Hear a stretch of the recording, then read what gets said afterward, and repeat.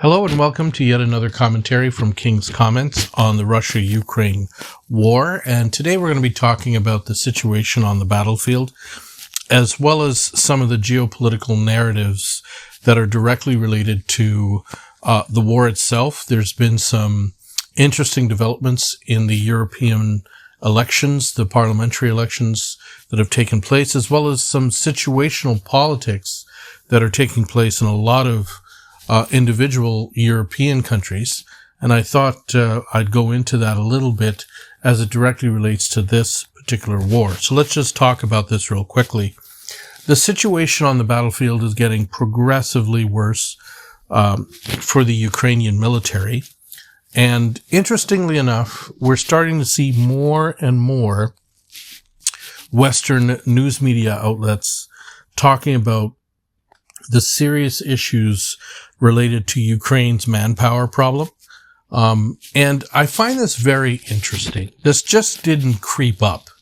The manpower issue has been an issue for a long time, but for whatever reason, the Western mainstream media is just picking up on this right now. Now, if we remember, some months ago, actually not even months ago, it's probably about a year ago, Vladimir Zelensky came out with figures of the amount of casualties for the Ukrainian military. And he came out with this ridiculous number of 31,000 altogether. And I mean, that's a bold-faced lie, because if that figure was only 31,000, why would there be a manpower problem when the Ukrainian army at its peak was 750,000 prior to the war? And why would you need to do these draconian measures of kidnapping people on the streets and patrolling the streets for potential draft dodgers or people that aren't being conscripted? And interestingly enough, even Western media outlets are picking up on the fact that these measures are absolutely draconian. You see people from the enlistment offices in Ukraine patrolling what amounts to empty streets, and Ukrainian men deciding to stay home and not even leave their homes for fear of being basically assaulted, kidnapped, whatever the case may be, because everybody wants to see their conscription documents. So this is an absolute disgrace. I don't understand why the Ukrainian military would even want to conscript people that are not motivated to fight. I was just watching a podcast, and this was an Al Jazeera podcast, and they were talking about this young man who was picked up on the streets, and he was 27 years old, picked up on the streets, and he was promised that he was going to get 2 months worth of training before he saw any action on the battlefield. Well, he was there for 2 weeks. He got 2 weeks training, got sick, ended up going to a hospital to convalesce, and his commanding officer signed the order to put him on the front 4 weeks later, from the time that he actually got picked up. So he spent 2 weeks in the hospital convalescing, 2 weeks getting training, and he was killed the very day he got to the front. And this is not something that's the exception anymore. It's becoming the rule, because the Ukrainians are not right now a professional army to the extent that they used to be at the beginning of this conflict.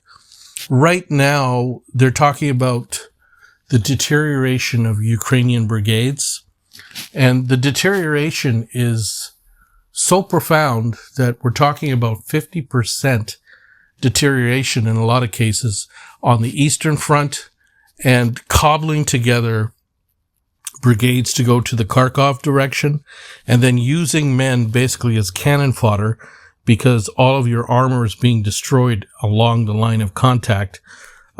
It's just not an enticing picture for the Ukrainian military. And I'm going to draw a distinction here, or an analogy here, because I see this in the context of World War II. I'm seeing this in the context of Nazi Germany during the last days of its existence.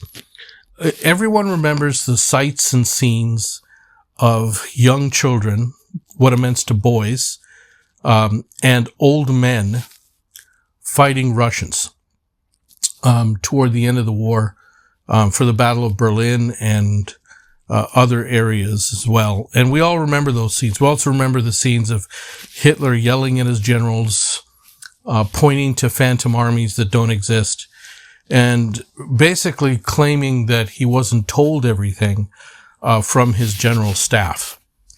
Well, I don't see any difference between Zelensky and Hitler in this regard, because it would appear that Zelensky is also yelling at his generals, is unaware of the actual situation on the battlefield, and is using draconian measures to pass these rules or laws to be able to get people who don't want to fight on the front lines. Now, keep in mind that the original patriots that signed up to fight in the early part of 2022, these were individuals that were motivated, that wanted to fight. They also had received the very best training, and this ill-conceived 2023 counteroffensive literally wasted the lives of 200,000 men that they otherwise could have used right now for defensive purposes. Now what we're seeing on the battlefield is we're seeing Ukrainians fleeing their positions. We're also seeing a complete devastation of armor, where the Russian military is just devastating the armored positions, tanks, fighting vehicles of the Ukrainian armed forces. We're seeing this all along the front, from Kupiansk all the way down. The Avdiivka region, the Donetsk area, is seeing some of the heaviest fighting with the heaviest casualties. I believe over a span of 5 days in the month of May, toward the end of month of May, the Ukrainians suffered about 10,000 men dead off of a Russian blitz that took place over that time period. And we're seeing village after village after village fall. We're seeing Ukrainian soldiers fleeing their positions, in some cases not even notifying their flanks that they're fleeing, and then leaving their flanks exposed to all sorts of destruction on the part of the Russian armed forces on the Ukrainians. We're seeing this everywhere, from Ocheretino to places like Krasnogorovka, to places like Chasiv Yar, which is also becoming less of the meat grinder that Bakhmut was, but horrible nonetheless. The Russians have taken the eastern part of Chasiv Yar and are strangling the western part, because they basically cut off the Ukrainians from resupply. I've mentioned this earlier. If you control the roads, the railways, and you control high ground, there's absolutely no way that a military or an army can succeed. And so what we're seeing all along this process is the Russians controlling high ground. And you're beginning to see this with the Russian victory in places like Kalinina, places like the microbrewery district in Chasiv Yar. That's a high ground area where they can see just about everything. East of that, or should I say west of that.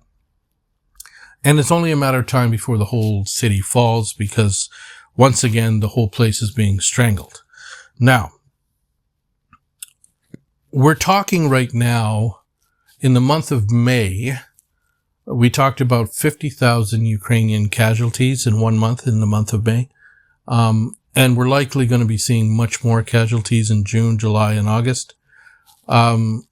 That would mean that the 200,000 soldiers they have left, that are the professional soldiers, are going to be quickly gone in short supply.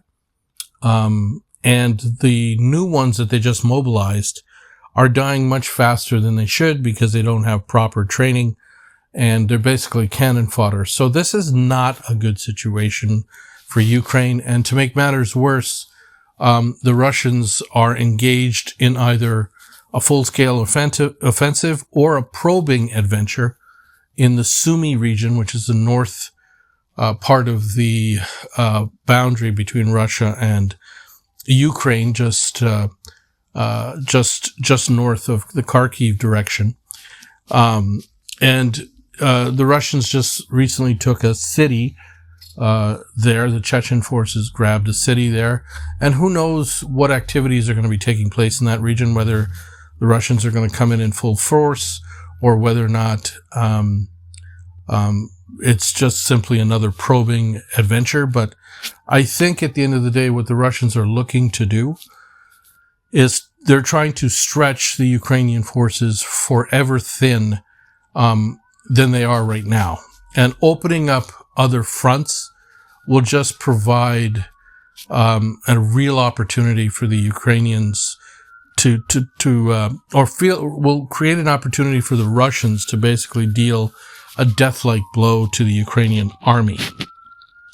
Now, this particular conflict, in my opinion, is over. I mean, this war cannot be won. I've said before that the initial Ukrainian objectives of trying to reoccupy Crimea, trying to take over the 4 provinces, that is a complete lock for the Russians. The Ukrainians will never be able to do that. So if you're not able to do that, what are you still fighting for? What are the objectives? And if the Ukraine as a state wants to continue, then they're going to have to find a way to do this peacefully with someone that the Russians can actually negotiate with, because clearly Zelensky, from their standpoint, has lost his legitimacy. And to be quite frank with you, why would they sign any agreements with someone who previously signed agreements, the Istanbul agreements, and then reneged on it thereafter? So why would they try to cut a deal with someone that they simply don't trust and who is illegitimate from their standpoint? Now, this takes me to what's happening in Europe, because what's happening in Europe is not in a vacuum. Recently, the Europeans held their EU elections, and also elections in certain countries, separate from the EU itself. And what we saw was, in the EU Parliament, we're seeing a course change. We're starting to see more of the far right parties from the various EU member states being elected. We're starting to see European economies failing badly. Let's just take a look at Germany for a moment. Olaf Scholz's party and his Green coalition, their votes have fallen apart. From the last results, their particular party got about 14.8% of the vote. That is absolutely meager when you consider the fact that the far right party, a lot of people claim that they're sort of like the reincarnation of the Nazis.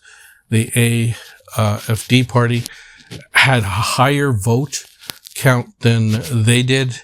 The Christian Democrats, which is sort of the center right, also have 30% of the vote. So Olaf Scholz's days are numbered. The German economy has been stripped of its industrial capacity because they don't have cheap gas. Their economy is a complete shell of what it used to be. And this trade war with China is only making things worse, because at the end of the day, the German car makers need the Chinese market in order to make money. And if the politicians over there wish to make things difficult, then to be quite frank, Germany's industrial capacity, their everything's at risk. And I think this is what's playing out in the polls in Germany and will likely play out in an election once it's called over there in 2025. Now, for all of Macron's big talk in France, about how he's willing to put a coalition of soldiers together in Ukraine. He may not be able to do so because of the fact that he was dealt a crushing defeat in the National Assembly. Marine Le Pen's party, considered by many a far-right party, took over 30% of the vote in the National Assembly. His own party, the Renaissance Party, only got 15%. He decided, and I think rather hastily, to call snap elections. And the outcome of these elections, I think, is pretty much determined. He's going to end up with Marine Le Pen as the prime minister in all likelihood, making it far more difficult for him to be able to reach a consensus moving forward that Ukraine is a priority. I mean, to be honest, the rest of Europe right now has to work on Europe. Ukraine is not a priority and shouldn't be a priority. There should be a priority for peace, because the European continent as a whole, from an economic perspective, is suffering beyond repair if this continues and continues and continues. We also saw in Italy, Meloni and her party, her right-wing party, consolidate their gains and make even more gains. She's one of the countries that has formed sort of a bloc with Hungary to try to find some sort of peaceful resolution to this. And again, the neocons in the European Parliament, the European establishment, are finding out that that Russia was not the pushover that they thought. And I really do believe that a lot of people, when this war started, they felt like Hitler did when he started Operation Barbarossa. If word serves me correctly, Hitler told his generals when the operation started, he said, all you have to do is kick the door in and the whole rotten place will fall down. And I believe that that's exactly how people like Ursula von der Leyen and Josep Borrell felt, until they felt the wrath of the Russian military. Because what has happened is that these kinds of wars galvanize a population. And what it's done in Russia, it's galvanized the population over there. The recent events, the Crocus terrorist attack, have galvanized the people over there. And they're seeing this as their second great patriotic war. And this is part of the reason why the Russian economy is growing tremendously. They're projected to grow over 3.5%. They've grown 5.4%. They're the fourth largest economy now. They've overtaken Germany and Japan, and they're comfortably in fourth. And they're growing and growing and growing. And we're beginning to see a modernization of the Russian economy in ways that we hadn't seen before, because of the fact that they've made a decision to start planning. And when you start to hire economics people as your Minister of Defense, and you start putting together teams of people that are looking to take the military-industrial complex and turn it more into a civilian opportunity for growth as well, then you know that you're building something here that's long-lasting, not just a war economy. And this is, again, a situation that Europe is in deep, deep, deep, deep, deep need of change. And we're going to start to see this change, I believe, in a lot of the elections that are coming up. A lot of these smaller countries, the Baltic countries and some of these countries that are pro-war, they're completely clueless, because if the Russians wanted to, they could destroy them fairly quickly. One of the things that I think that people forget here is that in the build-up to put all these Patriot systems and missile defense systems into Ukraine's hands, which have been destroyed, it's put at peril European security because of the fact that they don't have enough missile defense systems at present to protect themselves. So the Russian threat is real. And for anyone who thinks that it isn't, they clearly don't know Mr. Putin very well, and they don't know the military establishment very well.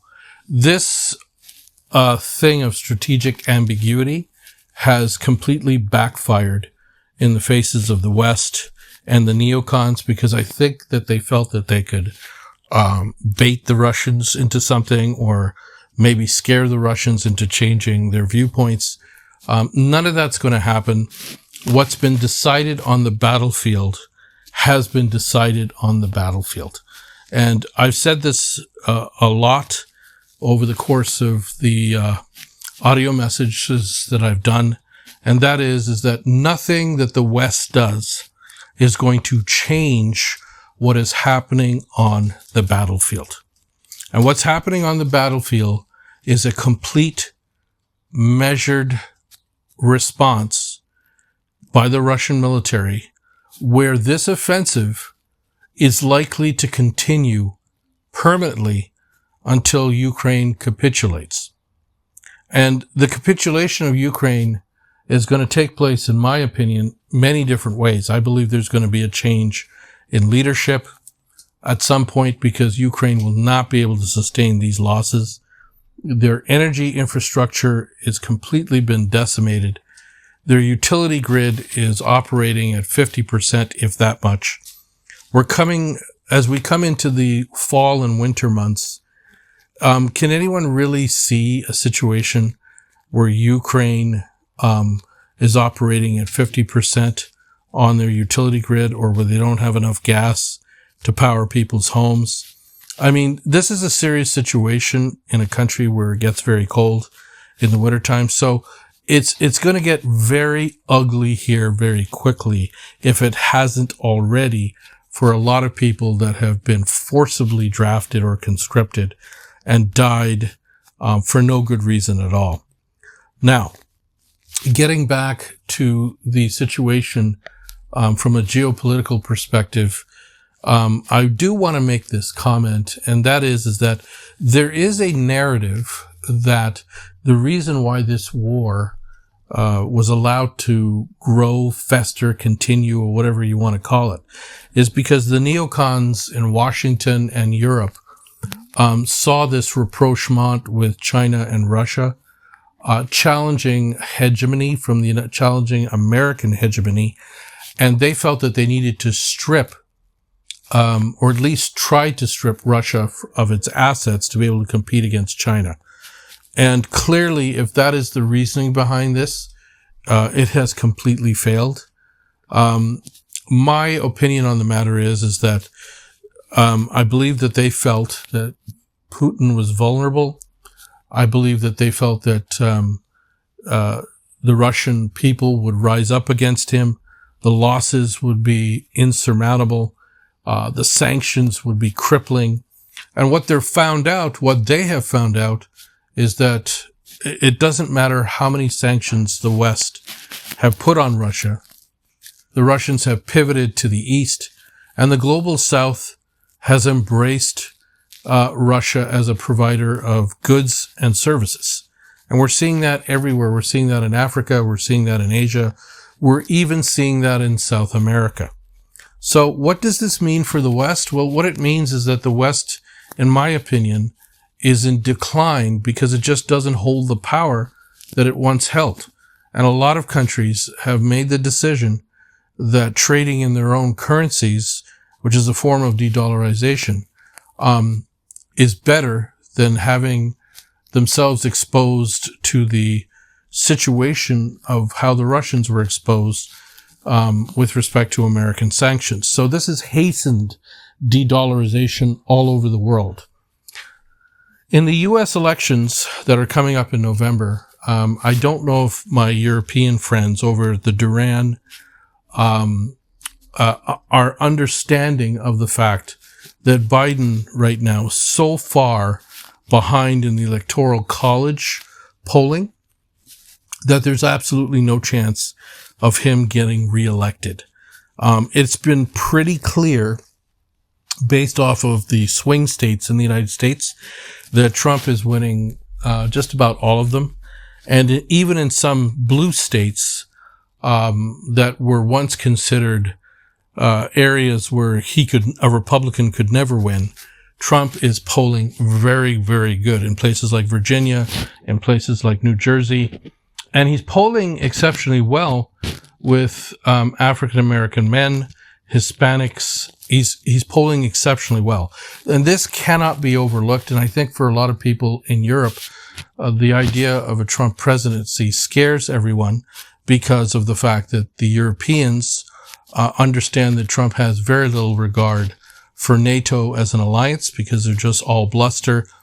The second thing that Trump wants to do is end this war. How he wants to end it, we will see once he wins. But Biden, I think right now, has absolutely no chance of winning this election, based off of what we've seen in the polls up until this point. You know, they've tried just about everything to get Trump out of the election. This conviction in New York has done nothing but make him more popular. He held a rally in New York, and he held it in the Bronx, where a lot of minorities showed up, and he got 25,000 people out at a rally in one of the bluest of bluest states that one can think of. So this is not looking good for neocons.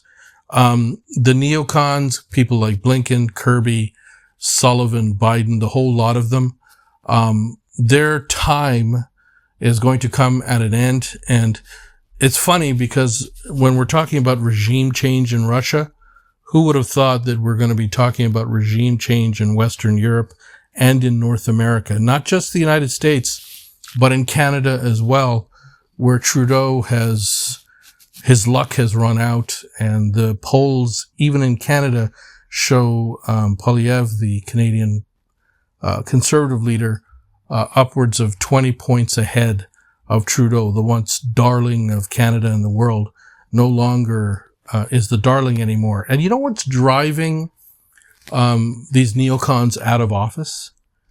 You know what's really driving them out of office? It isn't the Ukraine policy that's driving them out of office. It's their own economic terminal conditions that are driving them out of office. Canada has one of the worst inflation problems in the G7. It's gotten out of hand. The United States economy, the inflation is absolutely insane. People are having a hard time making ends meet. The economy is not doing well.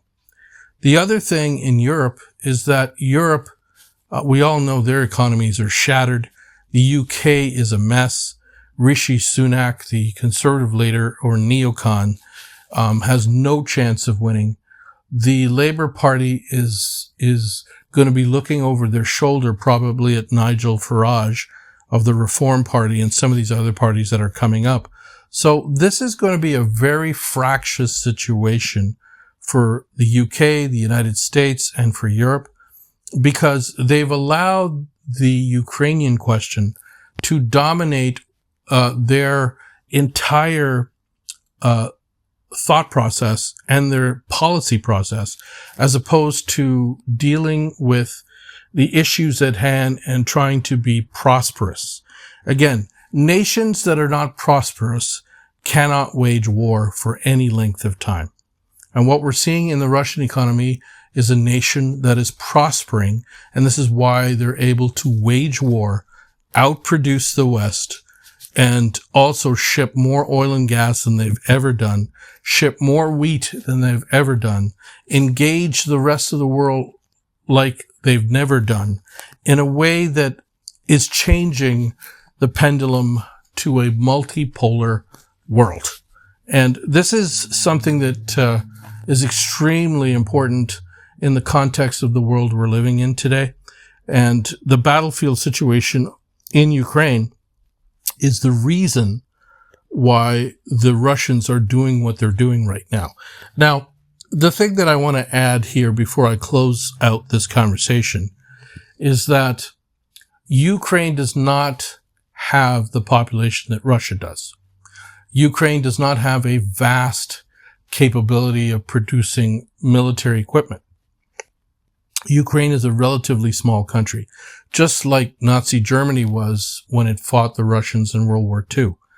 The difference is that the Germans of World War II had better commanders, were better trained, and had the ability to deal with the Russians from a position of surprise.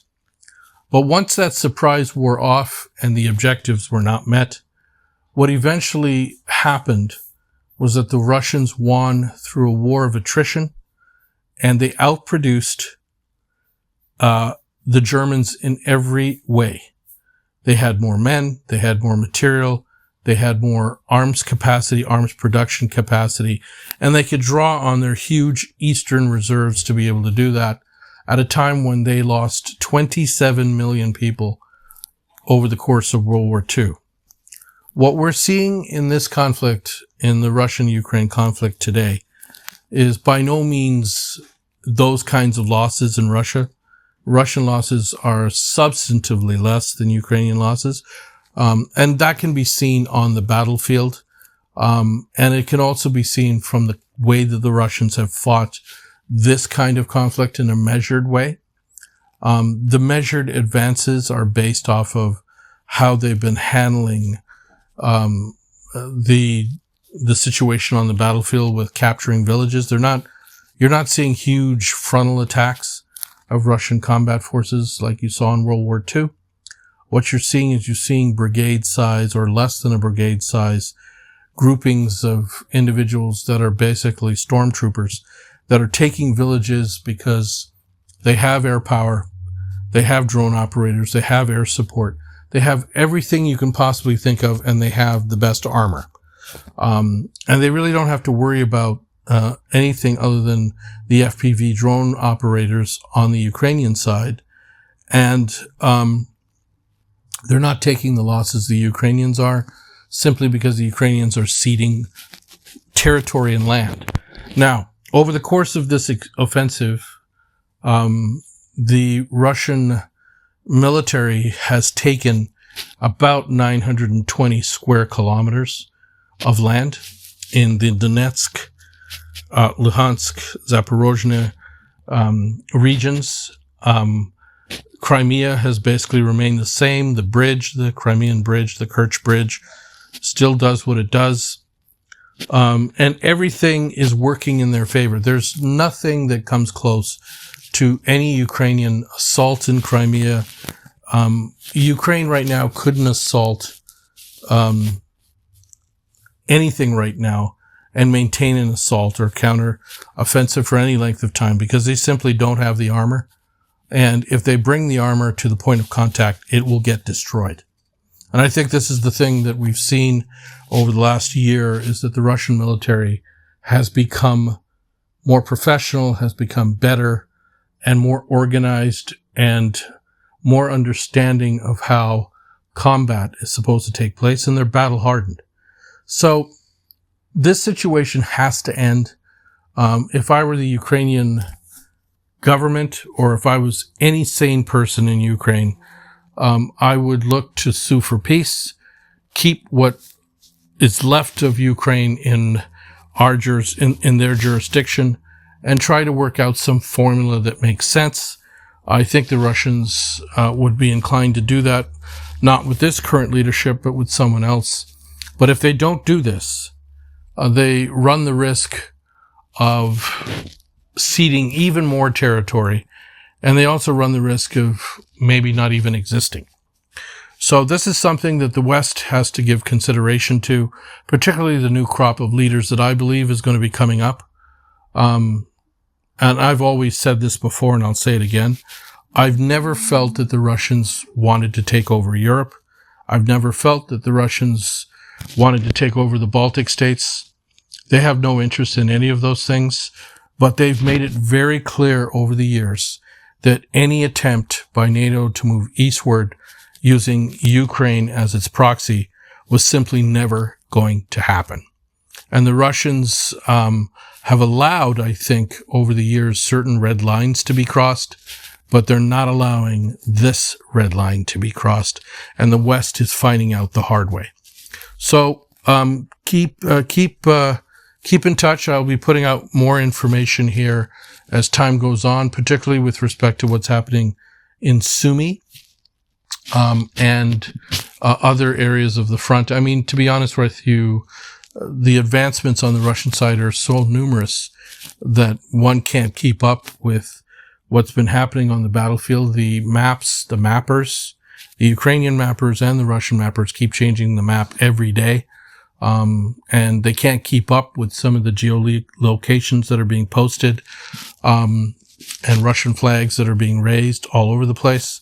So we'll soon see what transpires. The one thing I would also add is that the cauldrons that I talked about in Volochansk, Chasiv Yar, and Lipsy, particularly Volchansk and Chasiv Yar, have turned out exactly how I thought it would turn out. The Ukrainian counteroffensive in the Volochansk area, which is basically a bodily frontal assault by individuals using their body as armor, has completely failed. The Russians have advanced daily and inflicted heavy losses on the Ukrainians at a time when the Ukrainians could least afford those losses.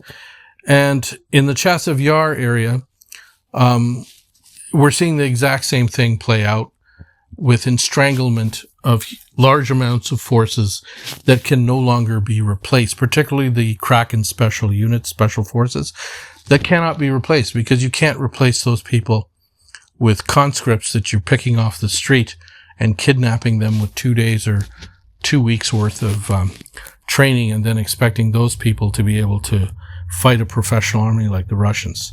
So that's where we're at. Again, I want to thank everyone for listening to this audio message, and we'll be putting out more shortly.